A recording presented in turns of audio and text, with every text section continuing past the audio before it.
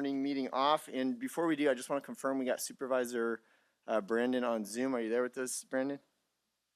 Yes, I am. Thank Okay. you. Yep.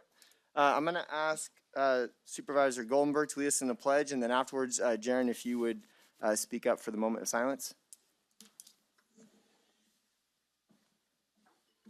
I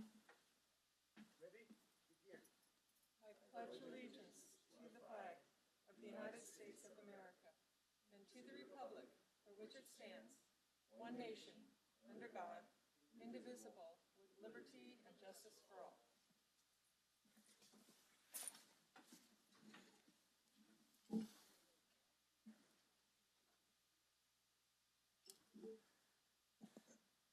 And Supervisor Brandon, I believe you wanted to make a comment about a moment of silence.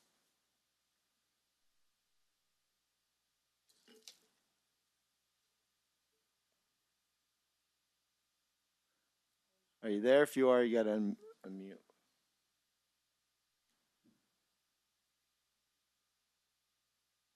Brandon, you with us?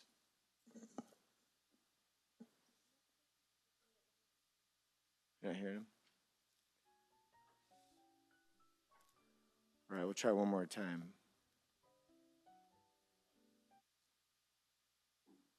Brandon, you with us? The clerk's showing you're with us, but we can't hear you, so. All right, well, when he comes back on, Jaron, when you get back on, please interrupt me, and we will speak to what you wanted to speak about. Heather, want to take it away as far as? Yes, thank you. In order to protect the health and safety of our Tuolumne County citizens, this board meeting is open to the public with modifications. Face coverings are required for all attendees regardless of vaccination status. Capacity will be limited to no more than 50 persons in the board chambers at a time. During the board meeting, citizens who wish to provide public comment will be invited to do so by the board chair. Citizens who are physically present will be called first. Citizens who are not present and wish to provide remote public comment via Zoom may use the raise hand feature on their computer or press *9 if participating by phone to enter the queue. The moderator will read the last 4 digits for phone-only participants in lieu of a name. Zoom webinar via your computer at https://tuolumne.ca.gov.zoom.us/833-3099-0337 or by phone only at 1-720-707-2699 with webinar ID 833-3099-0337. Note, Zoom webinar services tends to have a reduced broadcasting delay in comparison to Access Tuolumne livestream and is suggested for closest to real-time viewing and listening. Options for public access audio and video live streaming. The public will not have access for public comments via these media options. They are available for audio and visual only. 1, the Tuolumne County website, https://www.tuolumnecounty.ca.gov/board meetings, and Access Tuolumne at www.accesstuolumne.org and click Watch Live and or on Comcast Cable 8. Important public notice pursuant to AB 361, members of the Board of Supervisors can participate by teleconference. Accessibility requirements: if you need SWIFT special assistance during the board meeting, please call 209-533-5521. All right, thank you. I'm going to check back in with IT. Do we have Supervisor Brandon back on? I can hear you. All right, I can hear you. We have liftoff. What? Where did it cut out? We didn't hear one word you said, so I invited you. I invited you to make comment on your moment of silence. So we can hear you now. Okay. Yeah, thank you. I'd like to call a moment of silence to the board and thank you for the opportunity. We've had between this meeting and our previous meeting the loss of 3 notable members of our community that I just wanted to give some recognition to their life and their contributions to Tuolumne County. The first was a personal friend of mine, one of our members on the Solid Waste Committee, Alyssa Hartwig, who unfortunately and untimely passed. She was very active and one pile at a time and dedicated to really cleaning up the community. and wasn't able to make it to her first meeting there. We held a moment there. I'd also like to recognize Bill Meisner. He's in my district. He is a longtime history buff, well recognized for owning 49er RV Resort and Ranch, one of the oldest campgrounds in California, missed by his family who passed away. And then lastly, one member we have of the Sonora High School Board, Randy Slesia of Vic's Towing. He leaves a lot of loving family members behind. I got to know him on the campaign as well. Committed public servant, was in one of the roles as well. And if we can hold a moment of silence to remember their life, please bow your heads.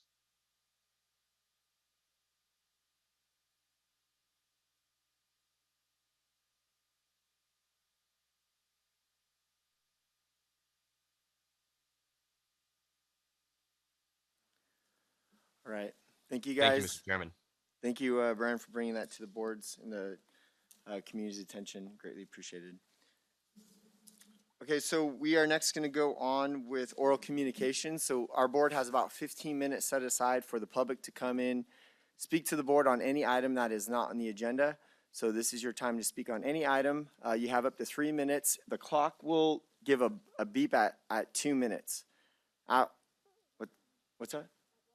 Oh, I'm sorry. After 2 minutes, when you have 1 minute left, it'll make a beep. So that is your time to start winding down. At 3 minutes, please don't make me cut you off. I don't want to look like a jerk, but we have to be firm and fair and consistent across the board for everybody. So please, at 3 minutes, make sure you are done. And with that, we will open up oral communication.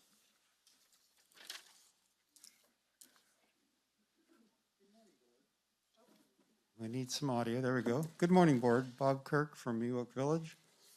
I would like to rebut some of the misleading and factually incorrect statements Mr. Muzio has been making to garner support for his marijuana farm monopoly. Mr. Muzio said every single vote that has ever been done in the history of this county in favor of cannabis. Is that true? Proposition 215 in 1996 was about medical marijuana. Tuolumne County voted 53% against. That's 53% against medical marijuana. Proposition 64 in 2016 was about adult use. Tuolumne County voted it in by 52%. I have spoken to many people who supported decriminalization, but had no idea it would bring pot shops on every corner. In 2018, Measure M was voted in by 62%. But Measure M was not about allowing anything. It was only about taxing marijuana. Almost everyone I talked to wanted to, excuse my French, but tax the hell out of marijuana and didn't understand that the big pot industry would misconstrue the meaning of their vote. Big pot is good at obfuscating the issues. In 2018, Anaya Kirk was prompted to run for office solely because the former District 3 supervisor was advocating for commercial marijuana cultivation. Opposition to big pot farms was a key component of his campaign. Anaya beat out 3 rivals, including a former county supervisor. This was a vote against marijuana. How can Mr. Muzio say every single vote has been in favor of cannabis? Mr. Muzio said his 1,400 signatures are more than the number of people who showed up to vote in any district. Let's see, is that true? In the 2020 elections, 4,453 people voted in the District 4 primary, 6,073 people voted in the District 1 runoff, and 6,240 people voted in the District 5 runoff. What election is Mr. Muzio talking about? Mr. Muzio implies he will provide any number of jobs. He said he received 500 applications for 1 job. Does that mean he will be hiring 500 employees or just 1? Be careful. I'll reiterate what I said before. Commercial marijuana cultivation in California is in a drastic oversupply situation. I ask you, will Mr. Muzio be able to compete in this cutthroat market and offer high-paying jobs? Is it worth spending precious county staff All time right. and resources Thank on you. this failing industry? Thank you. Thank you, Mr. Kirk. Good morning, Board. Suzanne Cruz. There is a world-class bestseller that sells millions of copies even today, The Road Less Traveled by Scott Peck. His famous first line is, quote, "Life is difficult. When we accept that it is difficult, it no longer is." It's an international bestseller because he I pledge allegiance to the flag of the United States of America and to the republic the market being overrun with marijuana grows, diminishing property values. We, the citizens, would like to focus on the real issues. Enough with the pot.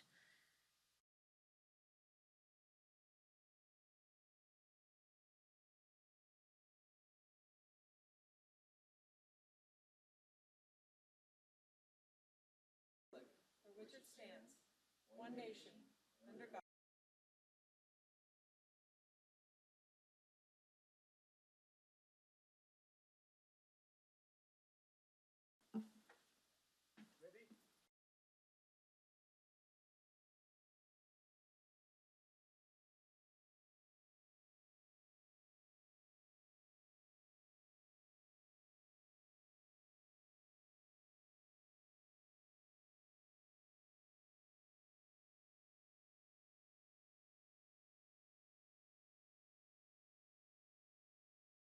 Forget it.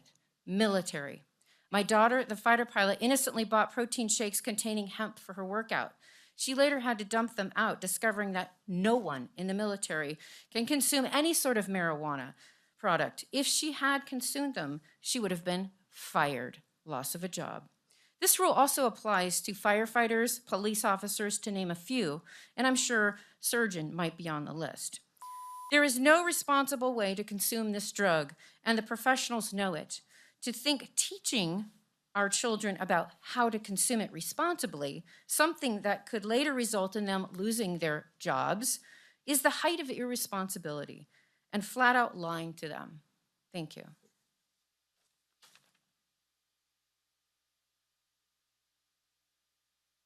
Good morning. My name's Callie Callahan. I'm here, although passionate about this issue too, I'm here on behalf of another issue. I'm here on behalf of many students and parents in our county. I would like to request that the Board of Supervisors work together with the Tuolumne County Health Department to end COVID protocols in our schools. I'm not sure if you all saw that over the weekend, Gavin Newsom showed us that the state of... I'm sorry, can you Oh, please God. keep your mask on? Thank you. Gavin Newsom showed us that the state of emergency is over. He showed us the state of emergency is over by taking numerous photos with an immunocompromised athlete, the LA mayor, and various celebrities, maskless at a football game in LA. This as a community, as a state, should show us that the state of emergency is over.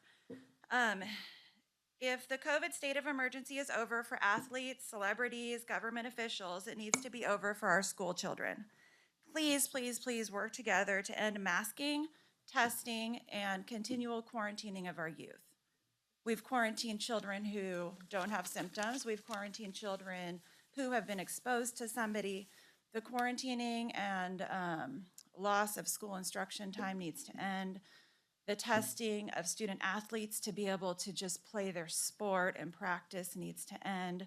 The masking our children's smiles needs to end. Children need to see facial expressions. Children need to see their friends smiling. Children need to be able to see their teachers speaking. I have to say that if we are no longer in a COVID state of emergency, we need to unmask our kids. Although in November, we were told that we were in another state of emergency. The American Academy of Child and Adolescent Psychiatry and the Children's Hospital Association declared a national emergency in children's mental health, citing the serious toll of all the COVID-19 pandemic on top of existing challenges. I have one thing to read from our school.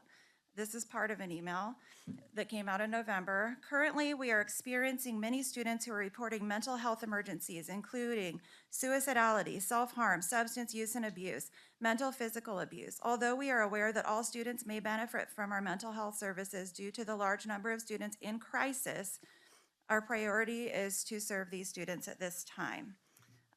Besides the mental health crisis, there are speech developmental delays amongst children. The state of California does not care about your child's health, mental or otherwise. They care about their agenda of compliance. Your children's mental, social, and emotional concerns are only collateral damage. Please, at your level, do what you can together to unmask these kids and let schools get back to normal. Thank you.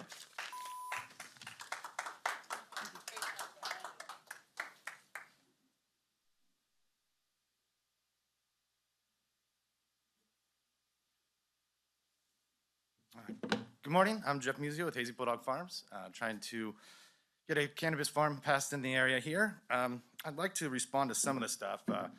The 1 to 500 jobs, there's actually 500 applicants for one job. So of course I'm not hiring 500 people, but that shows you what a big difference there was between the job fair here in Sonora, where there was 129 openings and only 93 people showed up. That ratio is extremely turned over with the excitement of trying to join the cannabis community. Another person came up here and said, Elon Musk can't do it without thinking or something. Actually, he's pretty famous for smoking pot on the Joe Rogan podcast. Our most decorated Olympians of all time, smoke pot. Presidents, smoke pot. That argument that pot makes you stupid and everything else kind of belongs in the 50s with the racism and the sexism. I think everybody knows better than that kind of stuff by now. It's just not true. Going forward, I would love to see the city of Sonora try to adopt some cannabis ordinances. I've expressed to you several different ways that I think that that's a good way to do it. Just having one cannabis farm is possible. There are 4 municipalities in the state of California that only have one farm in their municipality. So if you wanted to, you could start the program off extremely slowly. I'd love to head that program for you, and I'd love to lead the way. Another way we do it is to put it on a ballot and actually hear what the people have to say. My numbers do say that Prop 215 passed with 53% approval. So I don't know, maybe I'm wrong about that. He might be right about that one. Other than that though, the community has shown extreme support. And the people that speak against me are always kind of the same 10 people. And I just now showed you guys that it's 1,400 people that have signatures that want our store to have a farm. I know you guys have had dozens of emails over the last week with people asking for the same thing. And I really hope you listen to the people of Sonora and Tuolumne. They're crying at your feet. They really want this. Everybody here doesn't want cannabis, so cannabis is here in Sonora, in California. And a lot of those arguments don't hold any water because it's already here. There's 13 delivery companies that come into this area. There's my store. The difference between a pot farm being here and a neighboring county, to me, doesn't make much sense, but it is a good argument that we should talk out during these meetings. I hope you guys do take the courage to stand up for this. It's not easy. It's going to be hard. But I believe the hard work will pay off in spades. Thank you very much. Thank you. Next. Good morning, all. As you know, I'm Courtney Musio, co-owner of Hazy Bulldog Farms with my husband, Jeff. I just wanted to speak up today as you all are preparing for your retreat to plan to tackle this coming year. You have seen Jeff and I up here each meeting talking to you about how important putting cannabis on the agenda is to us and to your constituents. We know that at least 20 plus of your constituents have emailed you in favor of legal cannabis commercial grows. I am sure you have had many more reach out to you. Being able to have a legal cannabis commercial farm in the county of Tuolumne would bring much needed jobs to this community. Jeff and I both got into this business and have wanted to expand it for the love of our community and the ability to bring jobs to a county that is so desperately needs it. Jeff and I both have run for the last 4 years a successful commercial cannabis retail location. We have a well-developed relationship with the city of Sonora, the staff, as well as the city council. You can ask any of them how it is to work with us and what we have provided to the city of Sonora. Having your constituents and the city of Sonora behind us to run and operate a successful legal commercial cannabis grow in Tuolumne County can only mean that you must put commercial cannabis grows on your agenda for this coming year. We have done our due diligence and plan to continue to work for this community. I implore you to listen to your constituents and see how having legal commercial cannabis grows in Tuolumne County will support this community and bring jobs and prosperity to a county that desperately needs it. As far as what Callie said, I commend her for speaking up, and I would never send my children to a public school here until any of those mandates have been lifted. So thank you for your time. I appreciate it. I hope you all well, and I really hope that you take the time to consider cannabis in this county. Thank you. Thank you for coming. Next.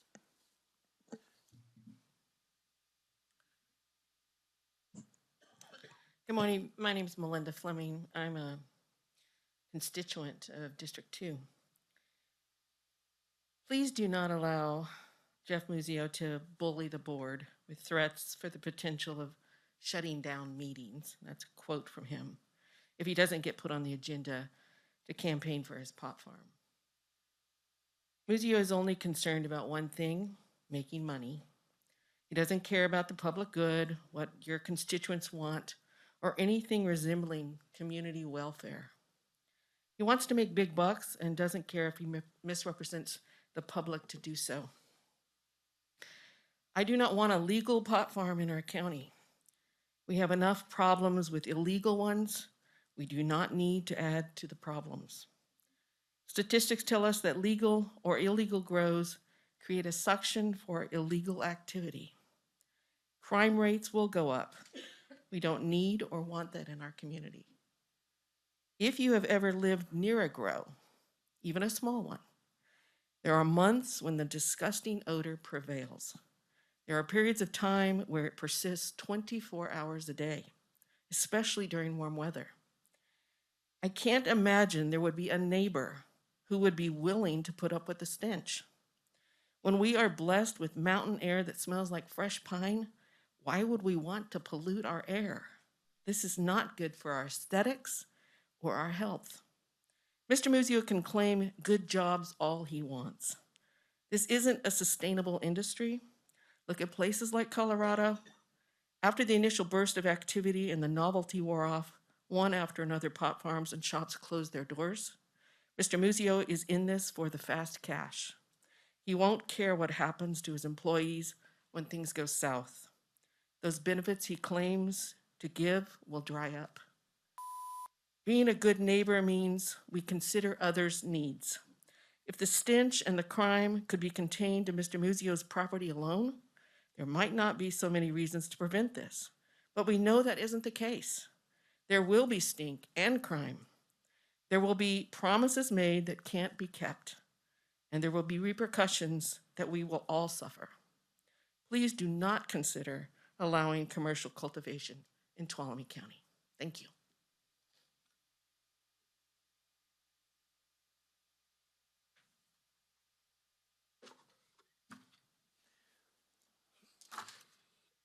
Hi, my name is Vicki Albrecht, and we have some friends who live in Calaveras County, and over the years we've heard things from them, and I want to just read you a few quotes from some news articles through the years. Union Democrat, 2019 December, a group of people who oppose commercial marijuana in Calaveras County have filed a lawsuit to protect Calaveras County residents and visitors from the environmental damage that would result from the county's recent adoption of an ordinance allowing and expanding marijuana cultivation. Newsweek had a big article, 2018. Today, California is the epicenter of black market marijuana in the U.S. with over 90% of the country's illegal marijuana farms. Activists in California say drug traffickers are importing automatic weapons using illegal, highly toxic pesticides that are eviscerating forest animals, poisoning freshwater sources. Calaveras County, from the same article, Calaveras County Planning Department estimates that there are anywhere from 700 to 1,500 illegal marijuana farms sprawled across private property or government-owned lands in Calaveras.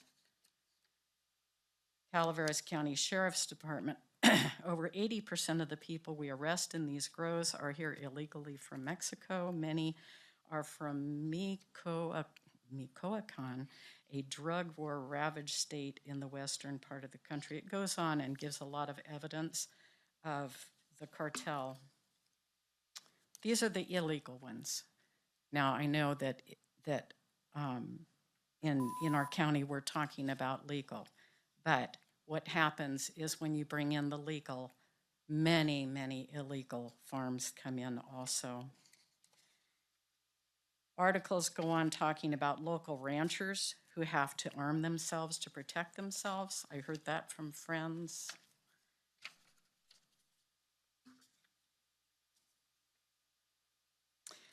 Public Radio had an article with a realtor, Bill Schmidt. He said that when all of this happened in Calaveras, everyone wanted to buy land in Calaveras County, and you can look on the internet and see lots of articles and websites centered around bringing in commercial operations, people from out of the area. The insecticides and the products that are used on the illegal farms, I'm done. Okay. Sorry. Thank you Thank so you, much Vicki. for your time. Thank you. And before we move on, can I get a raise of hands in the room of anybody else who wants to speak specifically on the cannabis issue? One, please put them up for a minute. 1, 2, 3. Cannabis issue. 4, 5. Okay, so we've gone well over the 15-minute time frame. I'm going to look to my board for consensus. Do we want to continue at 3 minutes, or do we want to knock it down to 2 minutes per person to try and expedite the meeting? Is there any, or do we leave it at 3 minutes? I'm just looking for, I'm suggesting we knock it down to 2 minutes per person. Nope, we can't. We can't. Oh, I thought we could. Okay. Well then, scratch my idea and welcome to the board, and you have the full 3 minutes. I don't know if you can hear me through this mask. My name's David Peters. I'd like to read my statement to prevent my wandering, because I don't want to waste your time. Recent studies show that many in California's pot industry are struggling financially because of a huge oversupply of marijuana being produced by illegal grows, which we were assured would disappear once pot was legalized and regulated in the state. Now this failing industry is demanding that our county allow them not only to sell but commercially grow pot in a desperate attempt to increase their profit margin regardless of the financial or moral cost to our community and its people. Such a move would mean the investment of literally thousands of county staff hours and millions of dollars better spent on roads, schools, law enforcement, fire prevention, mental health, and hundreds of other needs in the county. In addition, legalizing cultivation would require the creation of a huge bureaucracy to regulate the industry. A bureaucracy that other studies have shown would not be supported by the fees and fines of growers, but by further burdening taxpayers. Additionally, it would necessitate the depletion of our county resources, requiring many millions of gallons of water the county doesn't have and leading to the pollution of our beautiful countryside. The cost is too great. And believe me, your constituents do not want it. A few hundred signatures collected at a dispensary counter don't start to compare the thousands of dedicated voters determined not to turn our community over to crime and the drug culture. If some here are determined to grow, Calaveras County is only half an hour away, and already losing money on their cultivation program. It would be advantageous for them to go to that county that's already been polluted by this industry. Please don't let yourselves be bullied or threatened into wasting your time on this old monotonous tune that was sung by people wanting to fill their own pockets. To quote Betty Ford, just say no. Thank you. Thank you.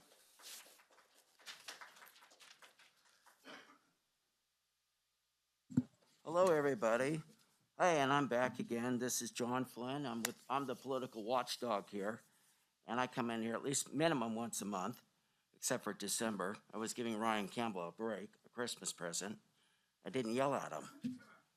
And I gotta pull this down.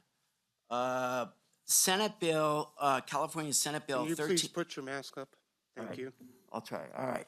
Senate Bill 1383 is the Food Recovery Act, and that's illegal under the state of California. It's totally illegal, and it's not inconsistent with the U.S. Constitution, and that's based on 16 American jurisprudence, Section 256, 1979. The U.S. Constitution is the supreme law of the land, and any statute to be valid must be in agreement. A void act cannot be legally consistent with a valid one. No one is bound to obey an unconstitutional law, and no courts are bound to enforce it. So what I want to say to Chrisanda Jenkins, the county DA, there's Hovater, and some lawyers that are going to be vying for the county DA position.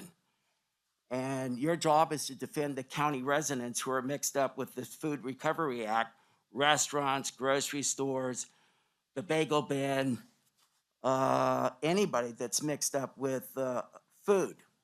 And that's your job. And you're going to have to defend these people. And if they get locked into a contract because they say it's a law, they have to sign up. No, they don't. They can still get out of it under common law. Okay, that's that one. Now, the second one I want to talk about, your emergency, the county governor has said that the temporary emergency stand-down orders and locking everything up, that's totally illegal, and that's bunk. That was from March 5th to May 5th. It's over. That's all I want to say about that. Now, your raises, you're going to have a second reading on February 8th. Can't talk about that? So it's on here. I can't talk about that. Yeah, it'll be on later this morning. Okay, well then, So if I'll write you a letter, and I'll have you legally served, and we'll do it that way, like I've done in the past. Thank you very much for your time. Thank you for the political update. Good morning, everybody. My name is William Goulart. I'm sorry, William, what's that? Just on one item, I just thought might be helpful on the SB 1383 item that Mr. Flynn brought up. We did apply for an exemption for that, and there is some work going on with that particular issue in the Solid Waste Committee, which meets next week at next Wednesday at 1 p.m. Okay. So if you'd like to show up to that meeting next Wednesday at 1 p.m., solid waste discussion. Thank you. Go ahead, sir. Good morning. My name is William Goulart. Thank you very much for having me. My family's been in Tuolumne County since the 1930s. Paid taxes since 1940s. I'm just going to talk about a couple facts that I know. You guys have 4 fjords, underwater bridges that you've surveyed. You surveyed those and you put those in for fire protection. You got a fire on the other side of a river, you got to go get it. You can't let it come to the other side of the river, come up the hill and take out your city. We've seen in the Sierras, in the mountains around here, cities go quickly. you guys have a fjord completely closed off on Providence Mine Road. I'll go back to a couple facts. 12 years ago, when I approached your records offices, there was a Providence Mine Road. 2 years ago, as I was fighting stage 4 colon cancer on my liver and offering property down on that river for you guys that my family's owned forever, because we shouldn't own the river, which we do. I heard nothing. Try to protect you guys and you don't want it. It seemed really curious to me. What became more curious is when your road man of 34 years, Duke, started telling me, "Now there ain't no Providence Mine Road. That's your guys' standing right now. That building right over there. There's no Providence Mine Road." My little brother was sitting there flipping through the pages. He goes, "Duke, you know, you've been here 34 years. You just explained to us 3,000 so many public roads, 2,000 so many private roads." And he followed that by saying 4 fjords. That's because those were surveyed. That's because you guys needed fire protection. How's that closed? How have you closed off the fjord on Providence Mine Road? I'm just going to kick it down like this for 40 seconds. 1981, you guys had a fire on the east side of the river. Why'd your fire department kick the fence down right there on Providence Mine Road? Because there is a Providence Mine Road. And go down on the west side to go to the other side to put the fire out.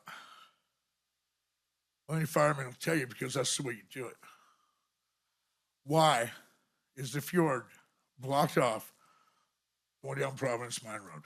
Why is Duke telling us there's no Providence Mine Road? I paid taxes on it since the 40s with my family.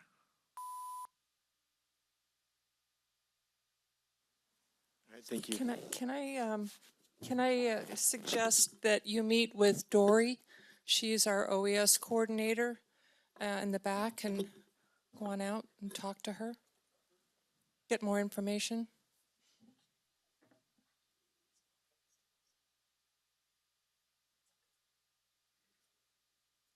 Good morning. My name is Lori Livingston, and I am with Tuolumne County Arts. I'm the executive director. What I wanted to talk about today is I wanted to talk a little bit about local arts agencies and what they are and what they do. And what I've given you, board, is a really lovely magazine that comes out from the California Arts Council. It's a state agency. That's how we get some of our operational funding is from the California Arts. And what I've done is I've marked a particular page, and it is about Mariposa. It's extremely interesting. I'd love it if you had the time to read it. It's called Well Enough to Dream: Wildlife, Traditional Ecological Knowledge, Art in the South and the Southern Sierra Miwok Nation. It's a wonderfully written article by Kara Koger, who is the executive director of Mariposa. So what I wanted to talk about is also this double-sided little handout that I have that talks about what local arts agencies are, what they do, why they're important. So first of all, let me read off a couple of things that I've highlighted. Here we go. Why are local arts agencies important to a community's health and vitality? LAAs, that's what Tuolumne County Arts is, your local arts agency, build healthy, vibrant, and equitable communities. LAAs enable diverse forms of arts and culture to thrive. LAAs help ensure broad accessibility and public engagement with the arts and culturally, socially, educationally, and economically. LAAs impact the economic health and growth of a community through vibrant arts programming. LAAs support and advance arts and culture at the local level and bring communities together. LAAs connect elected official and business leaders to the power of arts in the community.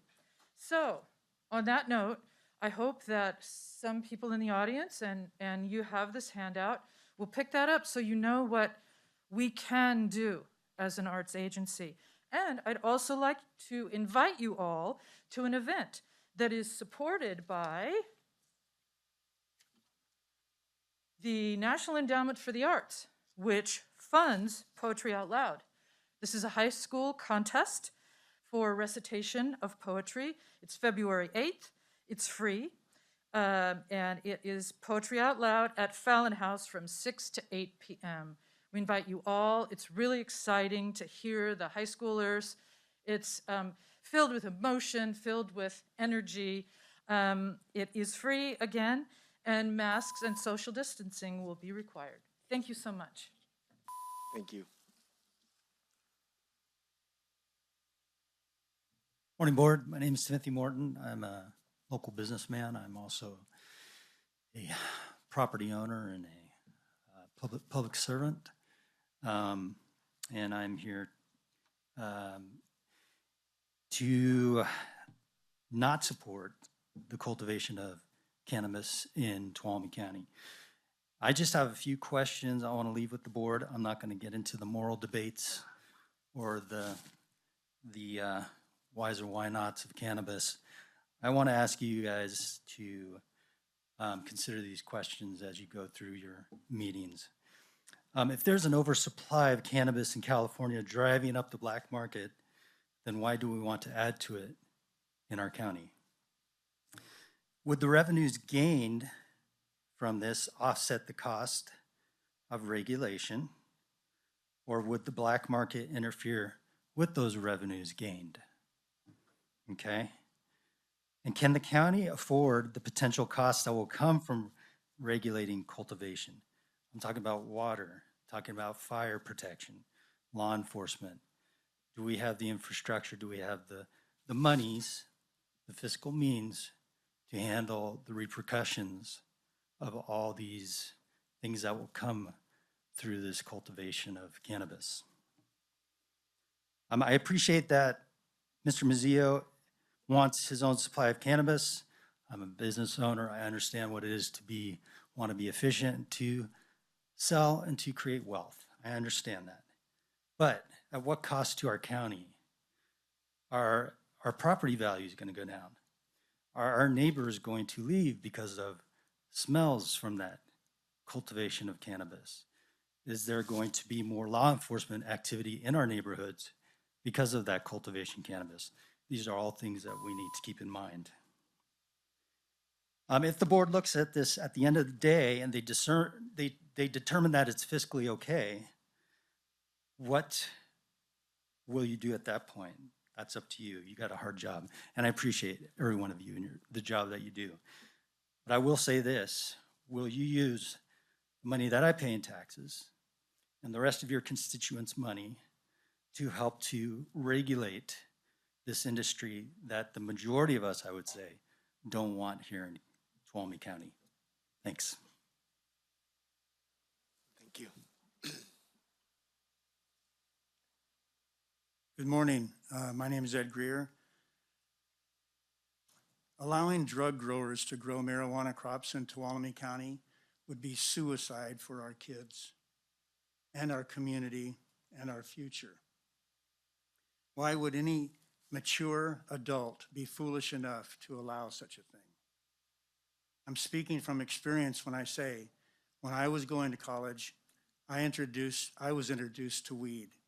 What seemed like such a fun drug only opened me up to other drugs that I said I would never indulge in.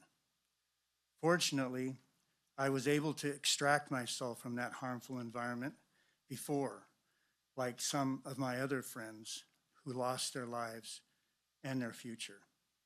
Introducing cannabis growers in Tuolumne County will only encourage young people to do the same thing that happened to me.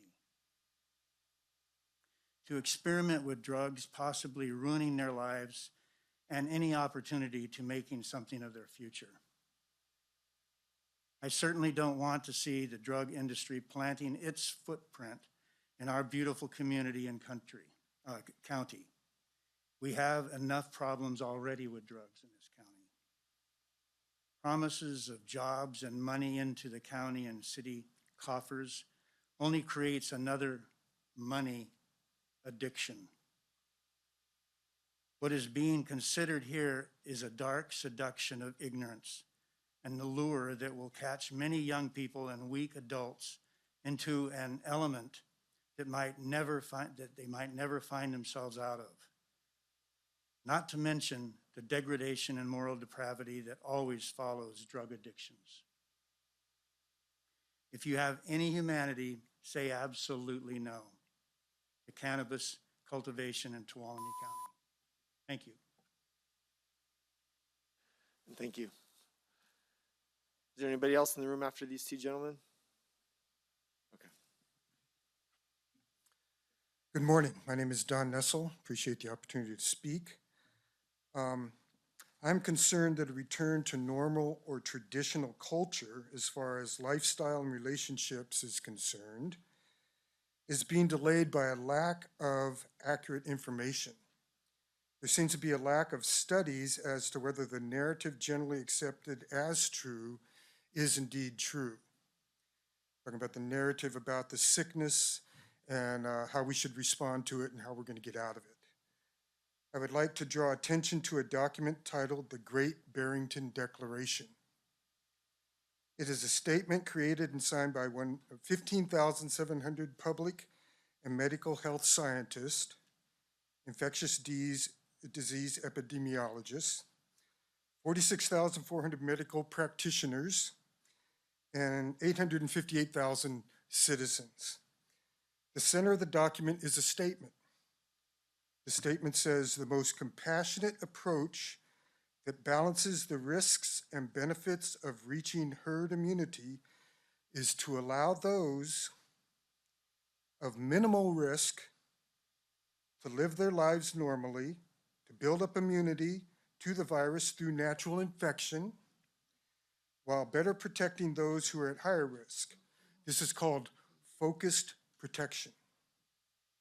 In a question and answer section of the article, it is asked how they can be confident that opening schools is not going to increase infections to children.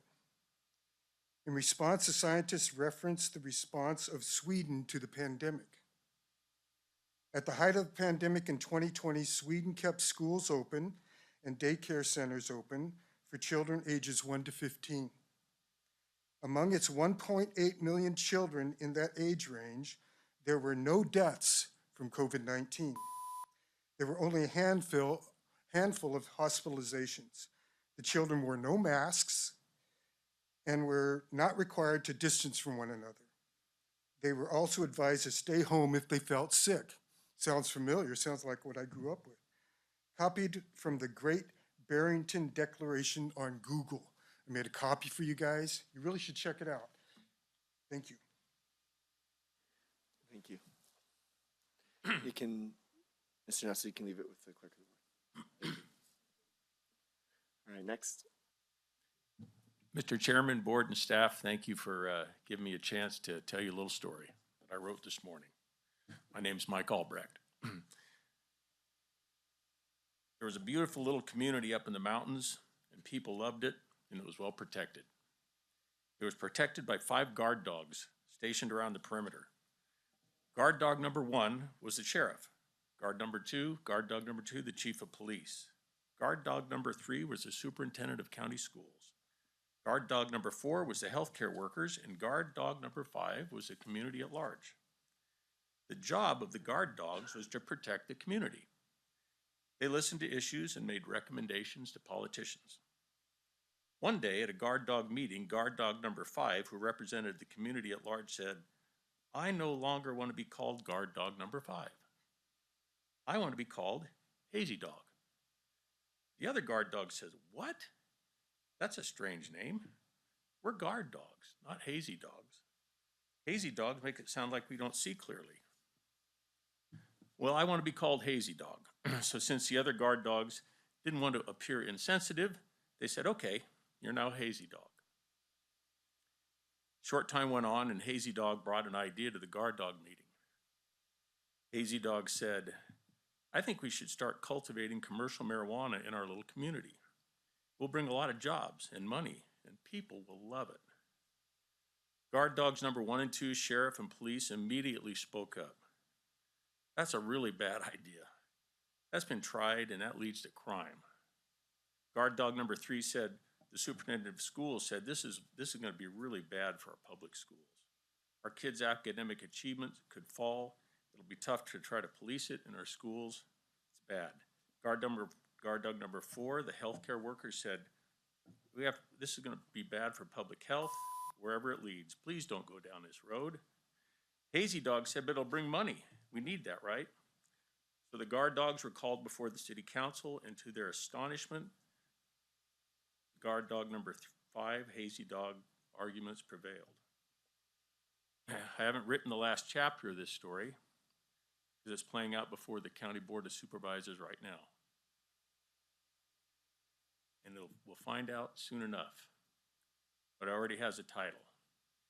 Who did we follow? The guard dogs or hazy dog? Thank you. Thank you.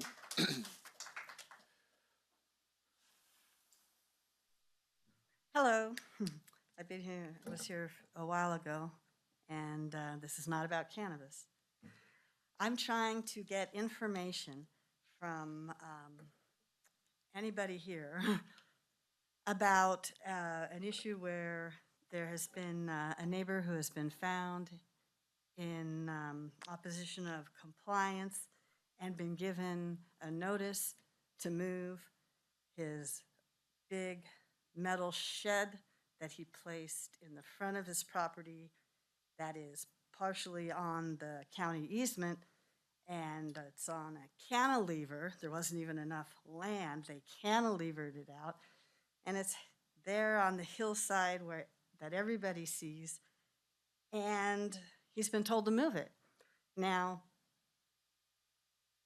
that was great. However, at the time he was supposed to move it, he got an extension. At that time, I came down here and said, why is there an extension? He put it up in a day. He can move it in a day. This is all fact-based. This is not opinion-based. It's a fact that it's out of compliance, not just with the zoning department, but with the county right-of-way. It's on the county right-of-way. So 2 different departments. This is in non-compliance, and yet it is still there. And in early November, I came in because of the extension and because there was no valid reason for the extension that anyone has been able to give me. And I said, well, what happens when this 4-month extension expires? Is there going to be another extension? Never heard back from anybody, and lo and behold, they've been given another extension, now until April. So I just don't know where to go or who to talk to get a reason for why this known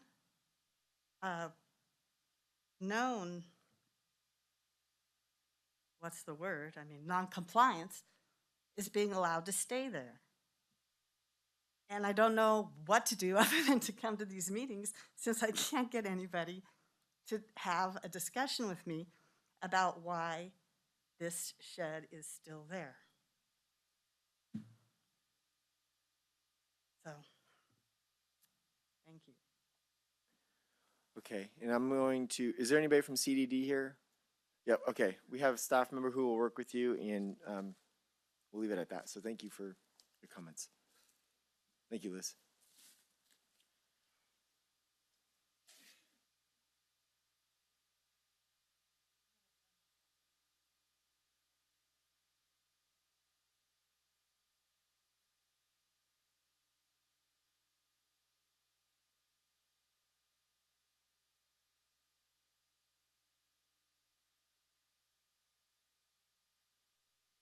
See, you have a written policy right on your door, right on the front door, that says everyone in this room is required to wear a mask while your meetings are open. So I expect to come here safely. And to see people in here not wearing a mask and not covering their nose means that I'm leaving, because it is not safe to be here, but I have some things to say. So In the back window, I have some free books from the library that they were going to throw away. So if you see anything back there that you might like to read, please feel free to take it. Our local Rite Aid now has a drug drop-off box. So we now have 8 boxes in the community. I've tried to get our local resources to publicize this fact, so hopefully they'll do it sometime soon so that everybody knows where they can go. So there is one at Rite Aid now, Twain Harte Pharmacy, Groveland Pharmacy, the Upper Save Mart Pharmacy, the Community Services Office for the Sheriff in the Junction, the Sheriff's Lobby over here. And then Safeway also has a box, but they leave it locked all the time. I could use some help from the public. The local Save Mart up in Timber Hills, manager's name is Steve. Their number is 209-536-1108. They are selling right in front of their cashiers and their customer service. They're having a sale on distilled spirits at 10 for $10. So they're little bottles that are pretty colors. They almost look like candy. So they're sitting there where no one can really watch it. So anyone could shoplift that, as well as any child could go in there and pick them up and put them in their pocket. And I find this very offensive. And I don't think it should be up in the cashier lines where anyone could grab a hold of it, including someone who's young. Then I would like to talk about traffic safety. These are all of the reported crashes and collisions that we've had in the month of January. And out of those, 7 people have died. So traffic safety needs to be a priority for us, because no one should be losing someone to someone who's driving stupidly or unsafely. Several of these were DUIs. Several of these were speeding. The first one was someone going down Highway 108 at 80 miles an hour and hit someone. We've had several rear ends, which means someone was not driving defensively and driving too fast. And of course, we have multiple DVIs. Thank you. Thank you. Okay, is there any more public comment in the room or on Zoom? See anybody on Zoom? No? Okay. All right, so I'm going to close public comment. Mr. Chairman? Yes. Concerning the issue of masks, we do have people in the public that do not have masks on, and we have our rules, and I would appreciate that you enforce that. Okay, well, my attitude towards masks is we're all adults. We are not I'm not Newsom's COVID police. I don't get paid to police adults. So I do, would it be easier if people abided by the rules? Sure, because then we won't have to have moments like this, but I'm not going to police adults. And if you are not comfortable in the room, then you can move 6 feet away from somebody who's not wearing a mask. Per CDC, you should be protected. Supervisor Kirk, I'm sorry to interrupt. Currently, right now, we do have a state indoor mask policy order, and we do need to follow it. I know you all are aware of that. I just need to point that out. Sure, and we should, and we ask the public to follow it. We ask staff to follow it. I follow it, even though I may not agree with it. But for a community member, I cannot enforce that on anybody. I'm not the police. I'm not the COVID police. So would you wear one? Sure, but if you're not, there's nothing we can do about it. I agree with Supervisor Goldenberg. I think we should break the meeting until everyone agrees to follow the rules. We're a board of laws and policies, and I think we should follow them if we're being true to ourselves.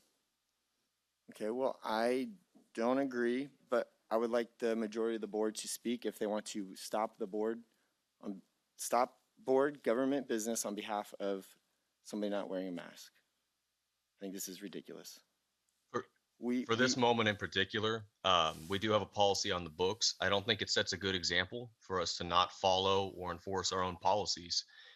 So I do agree with Supervisors Campbell and Goldenberg. I think the long-term solution is we have to figure out a way to enforce it. It's not a matter of whether someone wants to or not wants to wear a mask. We do have people in there who feel vulnerable they have the right to petition and address their government, and not having a mask effectively limits their ability to do so. And that to me is whether the person, agrees that it works or doesn't like it, it's not acceptable for that to limit somebody else to be able to come talk to us. Okay. So the majority of the board, so that I'm clear, the majority of the board for future board meetings would like to stop board meetings, county governance, for folks who do not wear masks in board meetings. Is that correct? That's what I'm hearing. So if that's the case, we will pause this board meeting and we will resume for the majority of the board. Do we need to vote on this? Or just take staff? It's not an agenda item. Well, this is actually the. Mr. what Chairman, I'm are we able to just proceeding, so ask them? I think we have direction from the board. I think it's very To clear that pause for a we've asked everybody to follow the rules, but I'm not going to police grown adults. I don't do it at grocery stores. I don't do it at schools. I don't do it when I'm walking down the street. I'm not going to do it in a board meeting. So, I'm sorry, what was the direction? I think at this point, we do have direction from the board to pause the meeting until we address the mask issue. Okay. With any individuals that are not currently wearing masks. So we can take a short recess? Okay, short recess.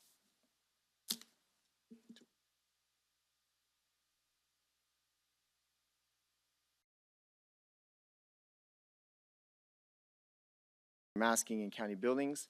As county supervisors, we are responsible for carrying out a lot of these directives, whether we agree or disagree. For myself, I think it's a small order to wear a mask, ask the public to wear a mask, and it's part of the rules that we have to abide by. However, as also a free citizen, I am not the COVID police. I'm not going to police adults. I don't do it out in the streets, like I said. I don't do it in stores. I don't do it in community. I know several of our board members don't do it in the community, but when it comes to the boardroom, we have staff. And so with that said, I did speak with an individual who is not designed to wear a mask. So I, as a supervisor, am not going to police her. I'm not going to enforce rules that she does not agree with. However, the majority of the board, Supervisor Campbell, Supervisor Goldenberg, and Supervisor Jaron, would like to enforce those rules. So to move forward, we need to get on with county business, but I need to hear from you three how you would like to proceed moving forward with today's board meeting. So you're the chair. It's your prerogative for how you'd like to enforce the board's policies. But I don't see how we can continue if we're not following our own rules. It may seem like a small rule to you, but it is the policy of this board, of which you're chair. So whether you agree with it or not, it's still your responsibility to help enforce it. And I concur entirely. I agree with Supervisor Campbell. I think there's majority direction to follow our own policies, but at the end of the day, that is up to then the chair to enforce the majority will of the board. So I would redirect it back to say that that is your job in this year, and I don't think it's so much trying to police everything as it's just setting the clear expectation and following through on it. For almost a year, we really haven't had too much of an issue with this as much, but obviously people are worried. So, okay.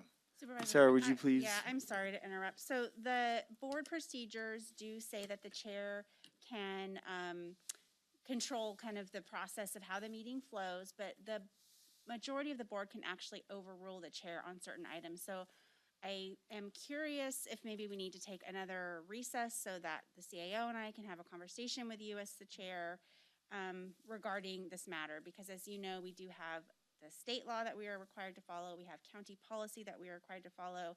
And our concern is we also have staff and the public in here.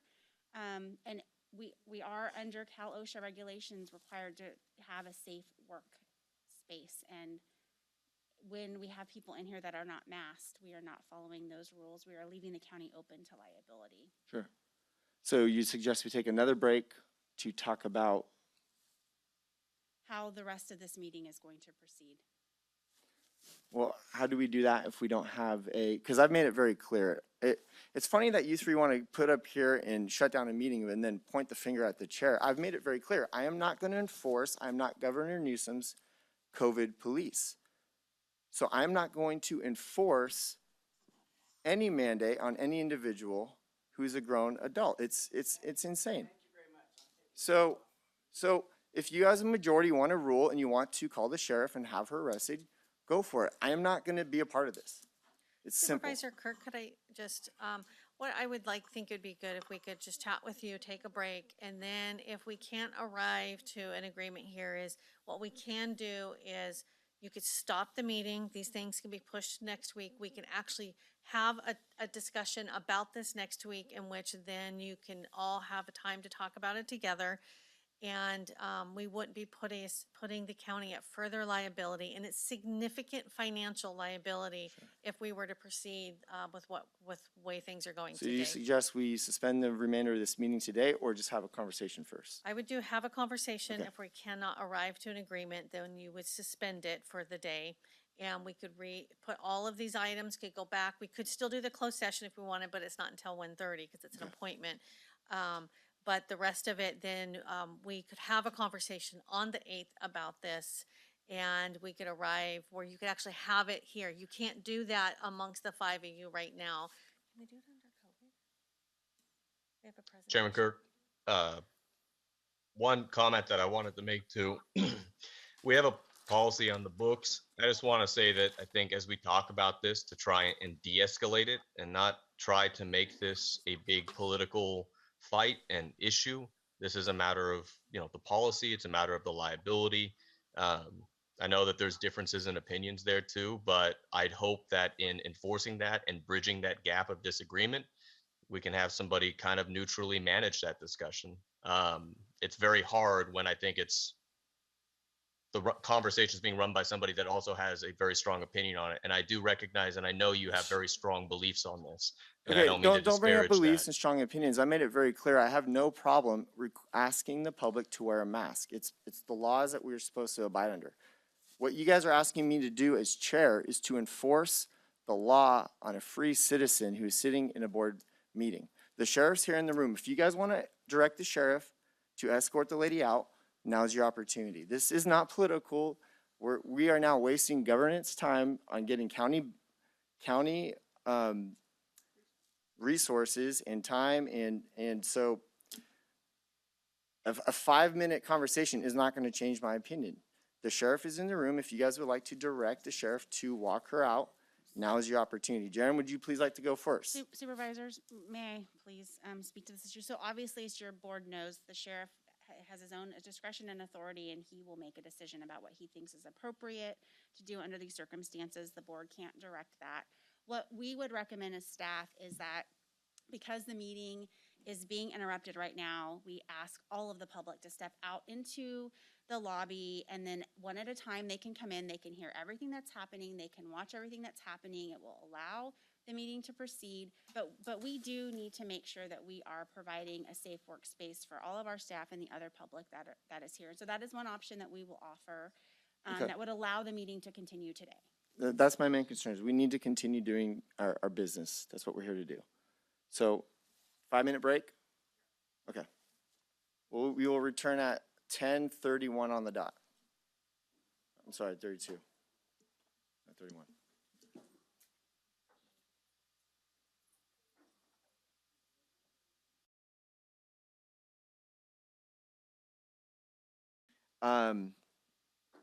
We're going to look at putting these items on a future board agenda.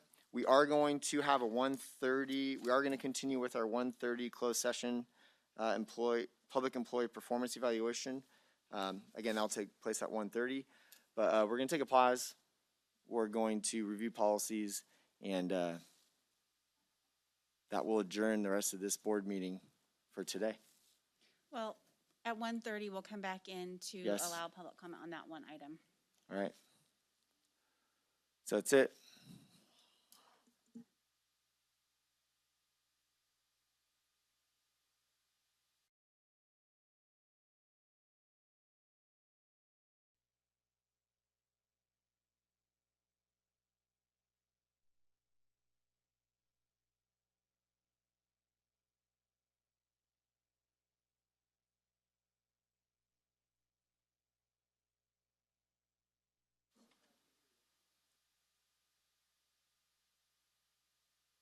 Let's try this. Check 2, okay. All right, welcome back. It is 1:30 to the the February 1st board meeting. We do have one closed session item. So, and before we read that item, we did have a labor negotiations item that was pulled. So that just leaves us with this last item of the day. Okay, 1:30 p.m. appointment. Closed session, public employee performance evaluation, Authority Government Code Section 54957, B1, title, County Administrator. And do we expect a report out? No. Okay. All right, with that being said, we will adjourn in, oh, public comment, thank you. I don't have my blue sticky. Carol, thank you. There you go. Thank you. I do have some public comment. So I've always been very supportive of Tracy, and I was supportive when she was appointed.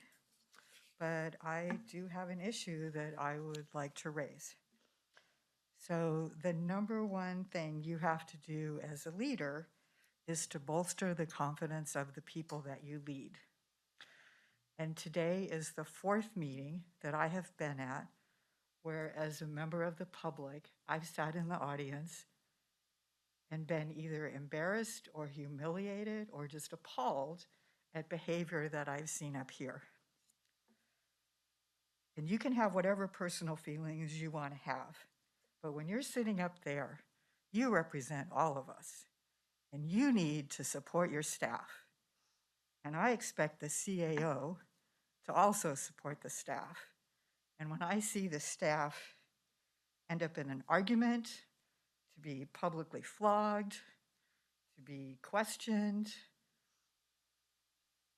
and not supported by things that you have previously approved in the past or whatever, I really think the CAO should step in and say, hey, wait a minute, let's call this, let's take a break, let's do whatever.